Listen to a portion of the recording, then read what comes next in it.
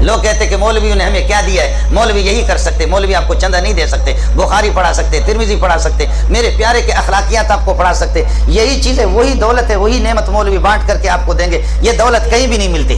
مصیبت تو پڑ گئی کہ جی کہہ رہے کہ جی مولویوں نے لوگوں کو کیا دیا، مولوی نے آپ نے لوگوں کو کیا دیا. آپ کوئی چور ہمیں دے دیں، کوئی ڈاکو ہمیں دے دیں، کوئی قاتل آپ ہمیں دے دیں، کوئی ریزن آپ ہمیں دے دیں، پرلے درجے کا شرابی دے دیں، پرلے درجے کا نشے والا آدمی دے دیں، ہم تبلیغ میں بھیجیں گے. پہلے وہ شیطان لگ رہا تھا، اب انشاءاللہ اس کی داڑھی دیکھو گے، اب اس کی پگڑی دیکھو گے، اب اس کی تہجد گزاری دیکھ کر تمہیں خدا یاد آ جائے گا انشاءاللہ. میں آپ کو ابھی سردار سے ملاتا ہوں، جامع فاروقی میں تھا. اللہ جانتا کہ میں اس کو جانتا ہوں، ہمارے مینگل قبیلے کے سردار ہے. معمولی بات پہ لوگوں کے سینوں میں کلاشنکوف کا پورا برسٹ خالی کر کے چھوڑ دیتا.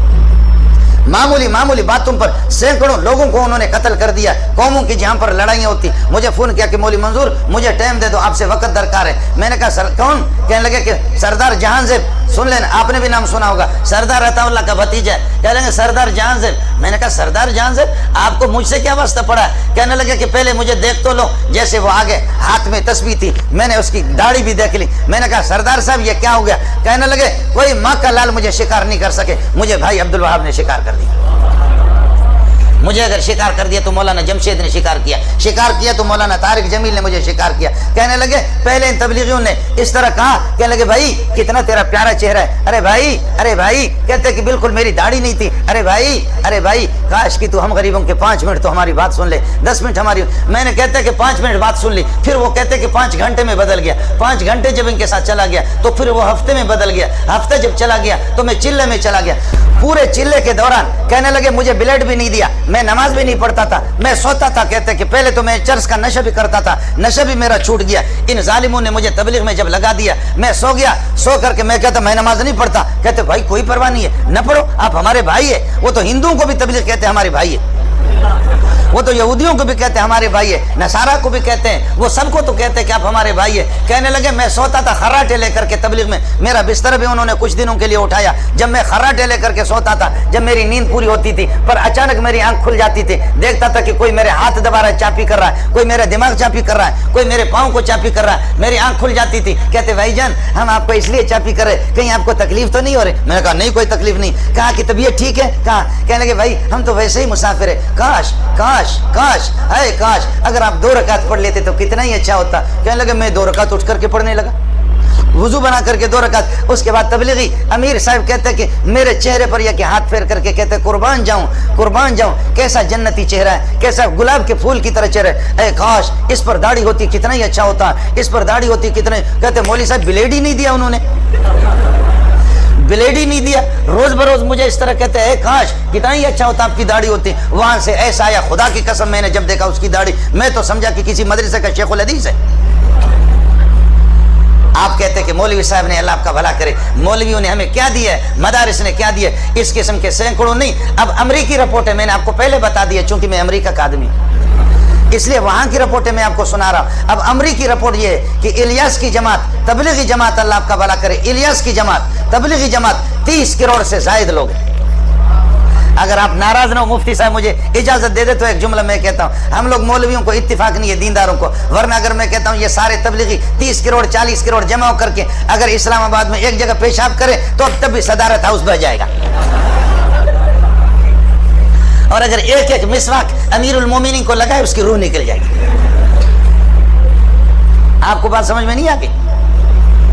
آج اللہ کے فضل و کرم سے ایسی جگہوں میں یہ تبلیغی جماعت والے گئے. آپ میری بات ذرا سن لینا. لاہور ڈیفنس، کراچی میں ڈیفنس ہے، لاہور ڈیفنس میں بھی ہے. ہمارے تو آپ نے بیروئوں کو، بلوچوں کو یہ تو جانتا ہے، میرا بھائی جان ہمارے ساتھ رہ چکا ہے. ہم لوگوں کو بولنے کی کوئی تمیز نہیں ہے. آپ لوگ ناراض بھی نہ ہو، محسوس نہ کریں. ہم لوگ تو بس اپنے بکری چرانے والے، اونٹ چرانے والے، ہمارا ذہن بھی اس طرح ہوتا ہے. کراچی ڈیفنس الگ ہے، لاہور ڈیفنس الگ ہے. لاہور ڈیفنس میں تبلیغی جماعت چلی گئی تو وہاں پر جا کر کے دروازے کھٹکھٹائے.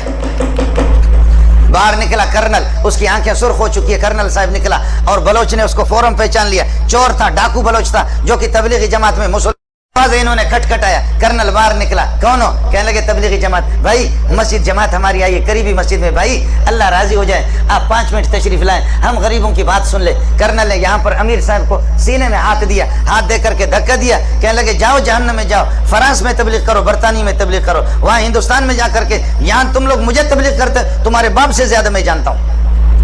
تم سے زیادہ میں خدا کے حکام کو جانتا ہوں. تم لوگ کس کو تبلیغ کرتے ہو؟ جاؤ فرانس میں. آپ سمجھ رہے؟ ذرا سن لینا، آپ کو مزہ آئے گا. ارے تو نے سارا نظام کر بیٹھ جا اپنی جگہ پر.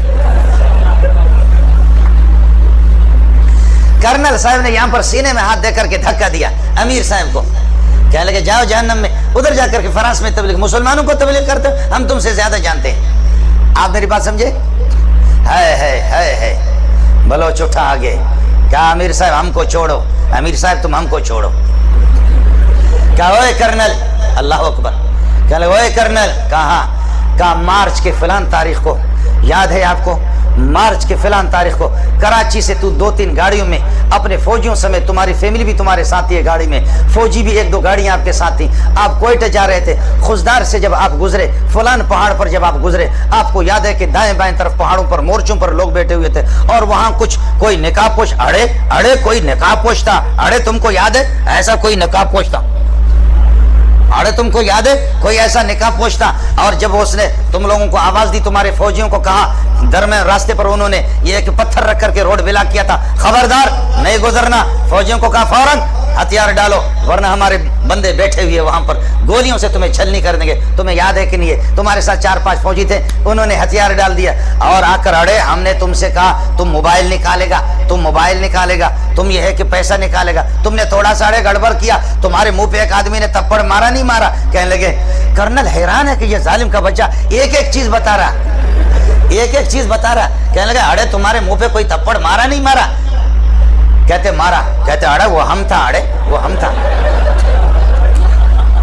آپ سمجھ رہے؟ وہ کہتا کہ کیا بھائی؟ اڑے وہ ہم تھا. اس وقت تو بدماش تھا، تجھ سے بڑا بدماش میں تھا. تیری جرت میں نے دیکھی، تو قسم اٹھا. تیرے آنسو آ رہے تھے نہیں آ رہے تھے؟ اللہ اکبر، اللہ اکبر. اللہ نے کرنل کے دل کو فوراً بدل دیا. میرا خالق ان قلوب بنی آدم بین اصبع الرحمن یقلب کیف یشاء. ابن آدم کے دل سارے میرے خالق کے دست قدرت میں ہے، اللہ جیسے چاہتا پھیر دیتا ہے. کرنل کے آنسو آگے امیر صاحب کے پاؤں پہ پڑنے لگے. کہنے لگے امیر صاحب خدا الیاس کے قبر پر نور اور رحمتوں کی بارش کر دے. الیاس کیسے؟ اس قسم کے بغیرت اور ایسے جانور بلوچوں کو بھی تم نے مسلمان بنا دیا. خدا الیاس پر رحم کرے. اس قسم کے ذلیل بلوچوں کو، اس قسم کے ڈاکوؤں کو تم نے. اللہ اکبر. کرنل نے کہا میں تم سے معافی مانگتا ہوں، تم سے وہ کرنل ٹھیک ہو گیا، لیکن کرنل چلتے چلتے ان کا دوست ہو گیا.